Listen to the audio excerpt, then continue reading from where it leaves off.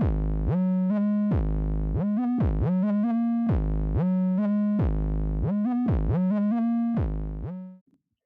right. We're back with two more guests here. I haven't done two guests in a while, but it's always fun having two guys, maybe two different perspectives on any given topic. So here I have Caleb Longley.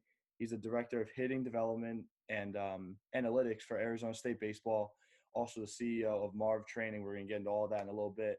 And also Trey Hannam, who's a Mets minor league hitting coach. So both these guys very well-versed, baseball world, training world, all that. So Trey, I want to start off with you. Working with the Mets the past couple of years and seeing all the young talent that they've been able to bring up through the system. I'm not sure how many of those guys you've worked with necessarily, but what has that been like, kind of seeing like those hitters come up, through the system and now succeeding at the MLB level? You know what? Actually, this is my first year with the New York Mets. I was hired last offseason. So, but what I actually did was before I even officially got hired, I went through and looked at their top prospect bats who I could see progress from AA, AAA, Arizona Fall League to the big leagues. So I could see exactly what adjustment they're making. And on our New York Met portal, I can see the adjustments that they're trying to focus on in the cages, in game, in game day routines, everything like that. So I could see exactly what the timeline looked like for them. And I could see notes from the coaches, from the scouts, to know exactly what type of things I would have to go for. So I was actually more prepared because I could see past evidence of what they had to do day in, day out, off season, in season, on long travel days, everything like that. So that really helps me get prepared for this year. This year was obviously a little bit weird. So obviously there's no minor league season.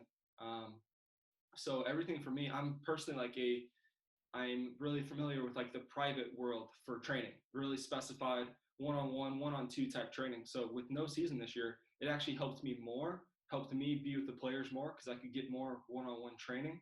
Yeah. So I really like that. I think that's my main environment that I really thrive in. So I can get to know all the players really well because we're always in the cage. There's no games, there's no travel days, stuff like that. But obviously next year is probably going to be a little bit different. But my first year I thought went very, very well because all the players got their desired one-on-one training that typically minor leaguers never get because there's so many players, right? I was down in spring training and there's 110 hitters, right? Now we went to instructional ball last month and we had 22 to 25 hitters. Talk about the specified and the very detailed work that they can actually get, and that's the work that they want. So hopefully in the future we can keep on going with that and stagger probably the rosters out in spring training and in season. So there's more specified and less group training. Right. So that's what the hitters want. Yeah. Who are some of the guys that you've been working with so far? Some of the top prospects. So we got Brett Beatty. He was a huge draft pick out of Texas. We have Pete Crow Armstrong. He was another big bat out of high school this year from LA. Jake Mangum, all SEC hits leader. He was actually the first one who I worked with before I got with the Mets. They found out about me through him. He made a huge leap with his attack angles, with everything mechanically. He already had everything mentally, but mechanically he just had to get through the ball a little bit better, over the plate a little bit better, staying in the zone better. In college, you can get away with that a little bit and just run. So he made huge adjustments. Antoine Duplantis, pretty big names in the SEC. So we just got to keep on progressing with those guys, and hopefully they make it up to the big leagues. Yeah, awesome. That's awesome, man. So Caleb, to you now. What's it been like transitioning to your new role at Arizona State to what you were doing before AZ? Right. First off, being in the locker room with those coaches every day. Of course, you got Tracy Smith. His resume speaks for itself. Ben Greenspan, one of the best recruiters in the country. Jason Kelly, one of the best pitching minds in all of baseball, but especially Michael Early, the hitting coach. He's the guy that brought me on, and just going with him every day, going over practice plans and grinding with him, scouting reports, how we're going to get these guys better, going over guys' routines, and just watching him communicate with the guys and how he does it. He's one of the best communicators in the game, and just being able to learn from those coaches has really been beneficial for me. But I remember when I first got the job, it was a lot of people had told me last winter that I'm going to have it easy, that their offense is stacked, and which they were with all the draft picks and just the short 5-round draft. But I'll tell you what, those guys wanted to be coached, and that's why they are so good. So Spencer Torkelson, of course, the number one guy, Trevor Hopper, Gage Workman, all wanted Alika Williams, Drew Swift, guys that were already had successful careers, but were just still looking to get better, even if it's just that 1%. So just going over analytics, see if I can find something in there, going over the video especially, see if I can find something with the numbers and something we can add or take away from their routine that might help them move better. Make it a more efficient movement pattern with those guys. Just any little thing I could get, those guys wanted it. Even if it was talking approach with Torkelson, those guys were open to everything I had to say, and it really helped. Just as a young guy coming in with guys that have already had success, they were very welcoming and very eager to learn.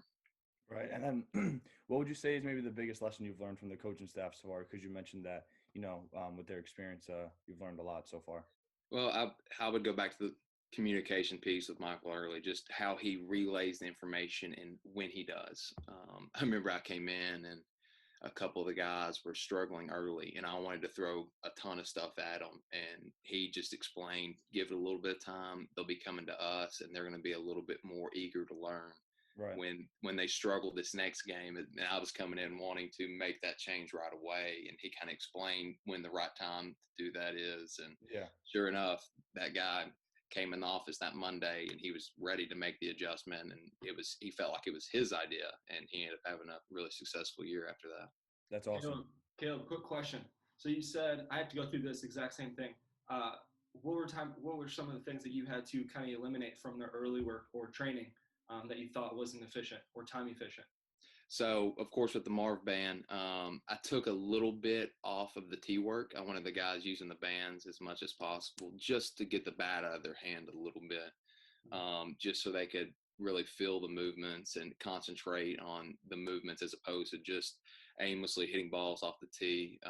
But I'd say the biggest thing I added was we do a tunneling drill where we've got 2 junior hacks, and we'll put one on the fielding legs, or on the wheels, I should say, and it's going to be shooting fastballs with another junior hack and a short cage above it, shooting a slider or a 12-6 curve or a change, and then we'll work on a timing piece where how can we get on the fastball but still be able to hit this hanging breaker.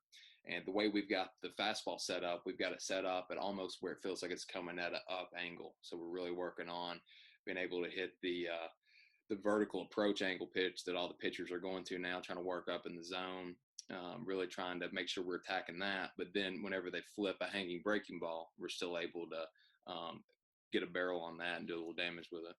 I like that. I like taking the bat out of their hands sometimes. Sometimes they just want to hit. It ends up messing things up, especially movement-wise, and especially like it hurts their hands, right? You can only hit so much. 100%. I like that. Yeah, that's awesome, guys. So, Trey, back to you. Talk about your growth with the HalfBat that you have going on, and just how it's kind of grown in popularity over time. HalfBat. So the biggest thing we wanted to grow with it actually wasn't because of the actual use that we're using now.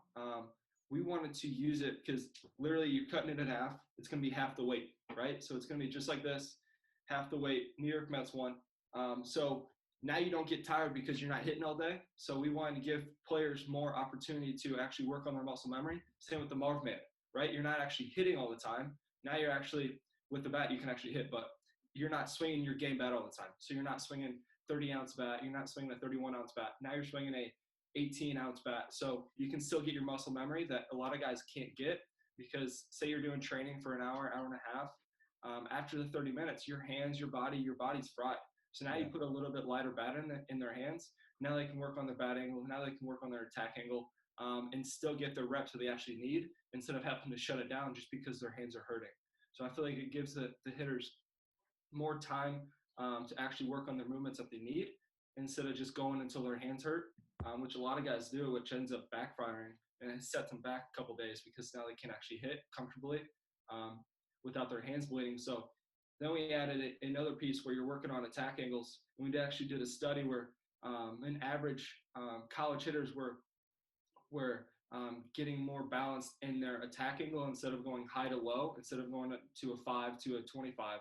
Now they're sitting consistently at 10 to 15 because with the HalfBat, you're trying to swing it and try to hit every single ball flush, right? A lot of guys go steep down to the low pitches and end up working uppercut a little bit to the high pitches. So now we're trying to hit it flush and be a little bit more level, right, to every location, and the ball flight's going to tell you immediately. Sometimes you don't even need a blast motion because the ball flight's just going to tell you if you're flush, getting behind balls, or if you're steep, cutting both. A lot of guys use it to make sure they're not chopping at it, but if you uppercut at it, it's going to spin also. It's kind of like the same thing. So you really just want to make sure you're hitting flush behind every single ball. So that's the thing behind that. I didn't think it would grow to how it was now. I remember we started like a year ago. I think I bought 200 of them from a factory. I had no idea. I was scared that I was going to be stuck with them. And after a year later, we've sold like 1,600. And I've had to outsource them just because of how crazy it's gotten. Thankfully, a lot of schools have started using them. Hopefully we can keep on growing. I really stand behind it because I think I believe how beneficial it is for hitters. Right. Gotcha. And now, Caleb, you kind of have your own brand too with Marv Training and the Marv Band. So just talk about that a little bit and how that's grown a little bit. Yeah, just touching back on what Trey said about the HalfBat. I mean, we use them at Arizona State, and a couple of things I really love them for is working with one-hand drills, because I like the length of the bat, but it's also a lighter piece, so it's the perfect weight to do one-hand drills with. Right. And then, of course, the swing stops. It's one of my favorite drills and perfect with the bat. And I like to sometimes take it a step farther for certain guys and have them face the part of the bat they're going to be making contact with at the catcher. And so you really get that over exaggeration to work on that attack angle, like you would say, and really get emphasizing that backside move so that front side doesn't dominate. So yeah, we have guys that use them in their routines every day at Arizona State. So it's definitely a great tool. That's awesome. Back with the Marv bands, it's something that I was doing draft prep with Dwayne Haskins in January of 19, and I had him doing some weighted ball stuff. And it got to that point where I would probably end my career in training if I got him injured.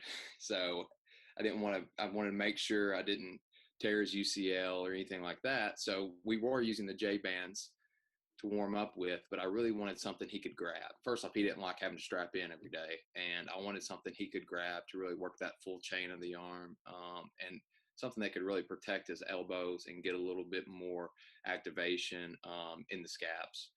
And I found this handle that had been used in the physical therapy world for years for prehab for the elbows and shoulders, and of course rehab for even the wrist, elbow, shoulder, scap. And got in touch with the owner, got me a few sent out. Dwayne really liked them a lot better. We used them with some other quarterbacks we'd been training.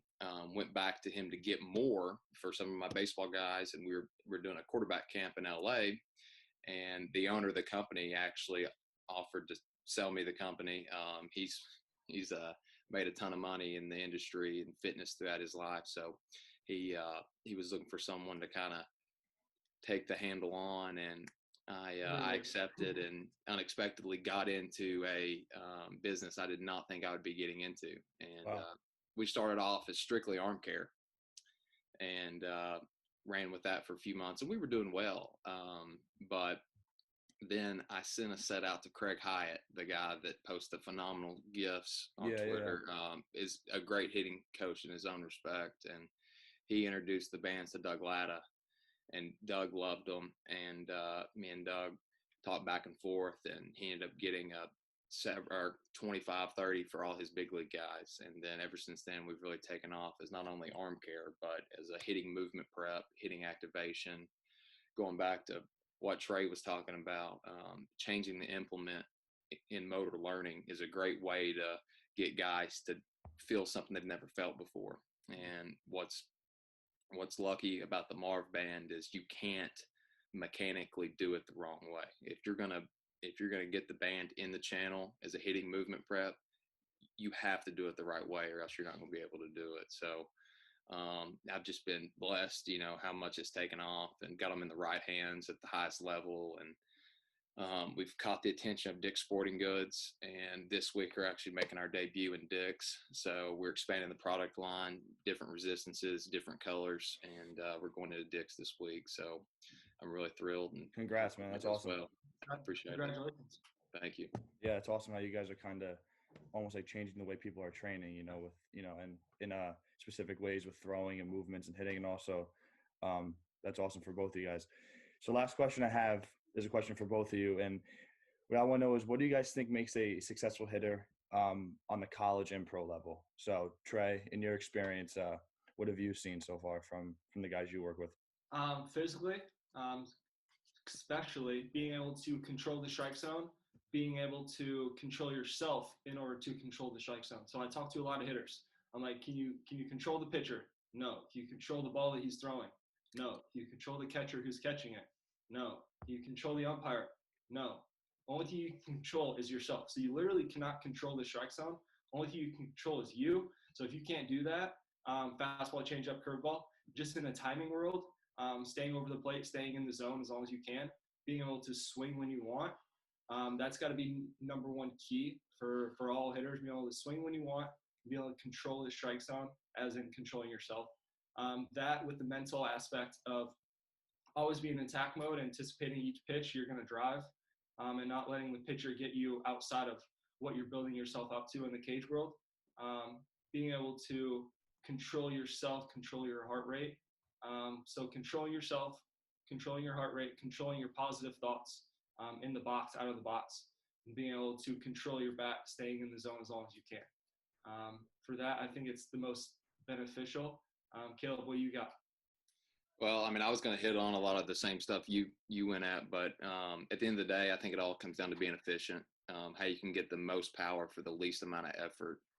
And, a lot of guys talk about path, and you hear a lot of big leaguers and Hall of Famers talk about all these different things that they felt and what they do, and a lot of people argue with them. But if you really break it down, it's really as simple as these guys are getting in a good position to hit very consistently. And just from watching Spencer Torkelson hit every day, what he was best at was getting in a good position to hit.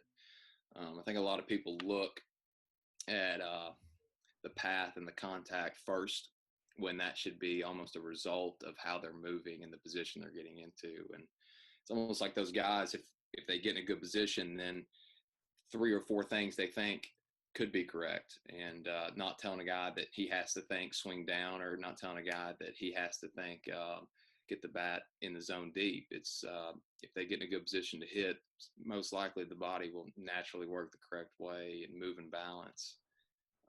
It could be as difficult as hitting's a stretch shortening cycle in the transverse plane, but just to keep it as simple as possible, moving, rhythm and timing, staying balanced, getting in a good position to hit, usually is going to, especially at the college level, if you can get in a good position to hit very consistently, you're going to be in a good place. Yeah. That's awesome. I love it, guys. So that's all I got for you. You guys have been very generous with your time. I appreciate it. And I wish you the best of luck with your work and your products and all that, guys. So thank you. I appreciate it. I really appreciate it. Thank you. Thank you.